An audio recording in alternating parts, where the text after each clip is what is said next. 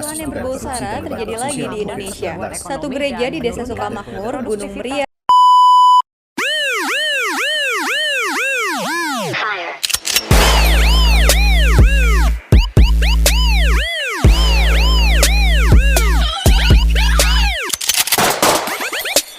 Assalamualaikum warahmatullahi wabarakatuh. Kami dari kelompok 5 akan menjelaskan atau mempresentasikan materi tentang kasus-kasus ancaman Ipolexos Hankam.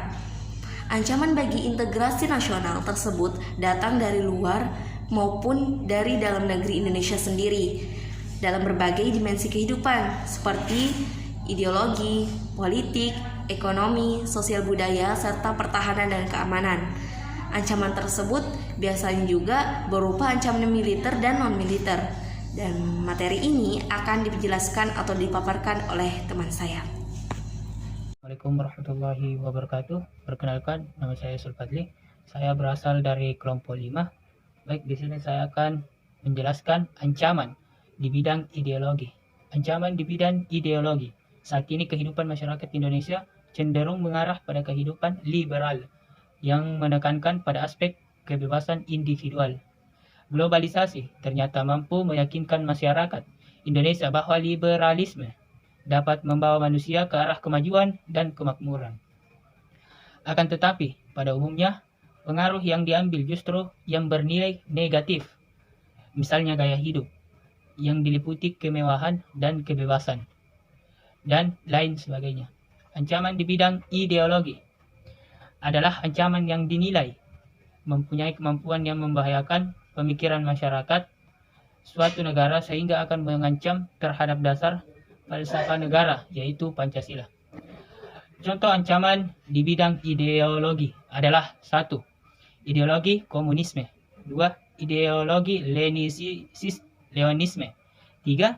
Ideologi Marxisme. Dan 4. Ideologi neoliberalisme. Assalamualaikum warahmatullahi wabarakatuh. Perkenalkan, nama saya Rizky Amelia Karim. Di sini saya akan menjelaskan tentang ancaman di bidang politik.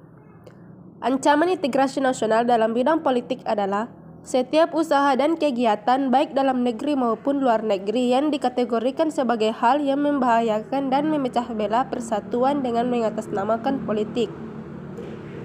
Ancaman yang berdimensi politik bersumber dari dalam negeri dapat berupa penggunaan kekuatan, berupa pengarahan massa untuk menumbuhkan satu pemerintah yang berkuasa, atau menggalang kekuatan politik untuk melemahkan kekuasaan pemerintah.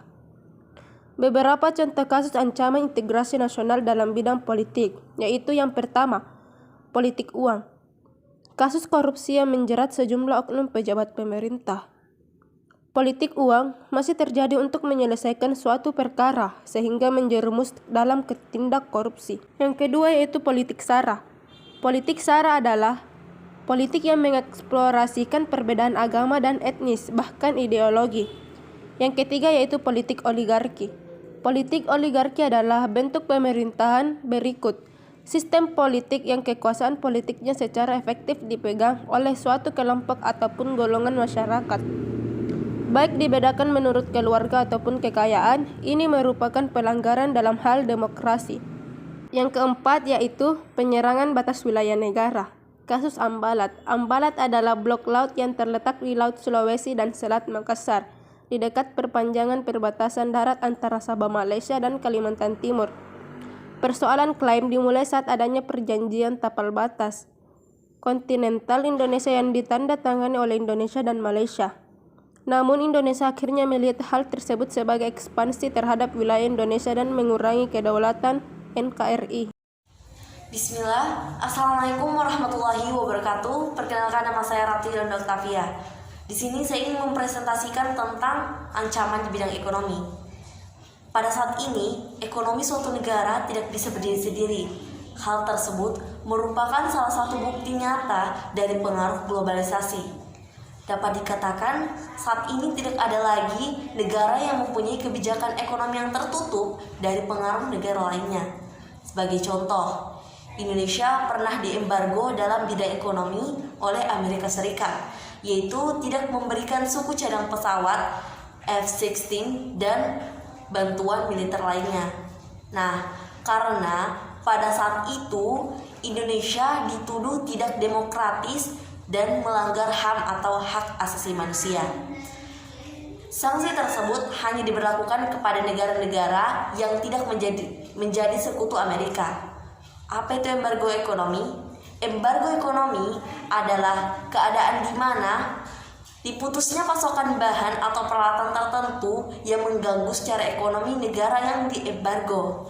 Ancaman dalam bidang ekonomi ini secara umum terbagi menjadi dua, yaitu ancaman internal dan ancaman eksternal. Ancaman internal ini dapat berupa inflasi, pengangguran, infrastruktur yang tidak memadai, dan sistem ekonomi yang tidak jelas. Sedangkan pada ancaman eksternal ini dalam bentuk eksternal meliputi kinerja ekonomi yang buruk, daya saing rendah, tidak siap menghadapi globalisasi, dan tingkat ketergantungan pada pihak asing.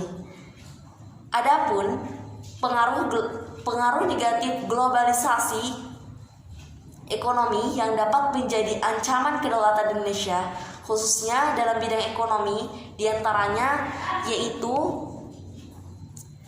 pengaruh yang pertama, Indonesia akan dibanjiri oleh barang-barang dari luar seiring dengan adanya perdagangan bebas yang tidak mengenal adanya batas-batas negara. Pengaruh yang kedua yaitu cepat atau lambatnya perekonomian negara kita akan dikuasai oleh pihak asing seiring dengan semakin mudahnya orang asing menanamkan modalnya di Indonesia. Dan pengaruh yang ketiga yaitu timbulnya kesenjangan sosial yang tajam sebagai akibat dari adanya persaingan bebas. Assalamualaikum warahmatullahi wabarakatuh. Perkenalkan, nama saya Siti Nurhalisa yang akan menjelaskan ancaman di bidang sosial budaya. Ancaman di bidang sosial budaya dalam ranah sosial budaya berpengaruh pada sikap dan gaya hidup. Indonesia sebagai bangsa timur malah banyak meniru budaya bangsa barat yang bertentangan dengan nilai-nilai yang dianutnya selama ini. Ancaman yang berdimensi sosial budaya dibedakan atas ancaman dari dalam dan ancaman dari luar. Ancaman dari dalam didorong oleh isu-isu kemiskinan, kebodohan, keterbelakangan, dan ketidakadilan. Isu-isu tersebutlah yang menjadi titik dangkal permasalahan separatisme, terorisme, kekerasan, dan bencana yang diakibatkan oleh manusia. Isu-isu tersebut juga dapat mengancam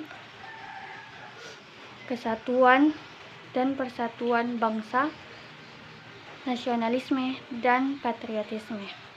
Assalamualaikum warahmatullahi wabarakatuh. Perkenalkan, nama saya Sulkatibay kelas 16.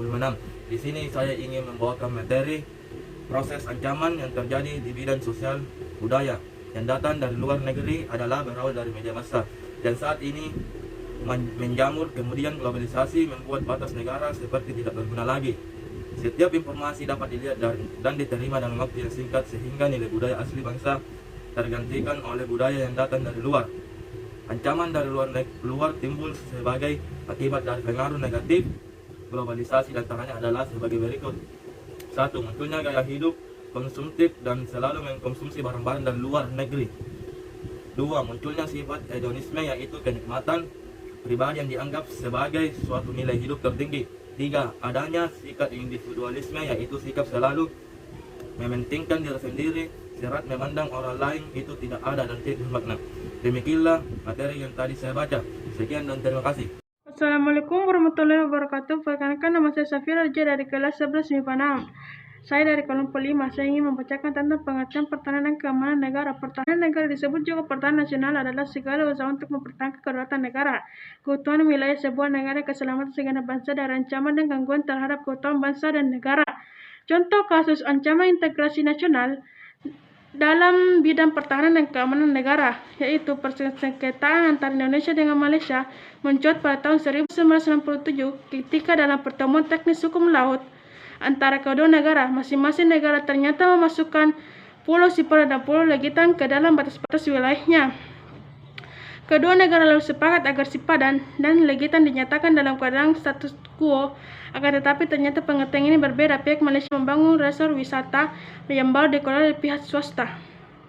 Assalamualaikum warahmatullahi wabarakatuh. Perkenalkan, nama saya Wahil Parisi dari kelompok 5. Saya akan melanjutkan materi tentang kelompok saya, yaitu Organisasi Papua Merdeka atau OPM.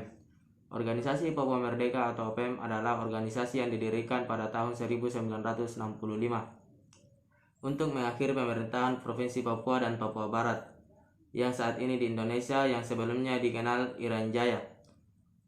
Dan untuk memisahkan diri dari Indonesia, gerakan ini dilarang di Indonesia dan memicu untuk terjadinya kemerdekaan bagi provinsi tersebut yang berakibat tuduhan pengkhianatan. 3. Tersebarnya dokumen-dokumen rahasia milik pribadi atau pemerintahan Provinsi DKI Jakarta yang membuat ketidaknyamanan pada masyarakat. 4. Penyadapan bukti ketahanan Indonesia kurang karena kurangnya penguasaan teknologi yang semakin maju. Penyadapan adalah masalah yang mengancam keamanan baik dari individu maupun banyak orang. Penyadapan ini pula berkaitan dengan sila kedua dan sila kelima. Baiklah, itulah tadi lanjutan materi dari kelompok saya. Kurang lebih mohon dimaafkan. Wabillahi taufiq wal hidayah. Assalamualaikum warahmatullahi wabarakatuh.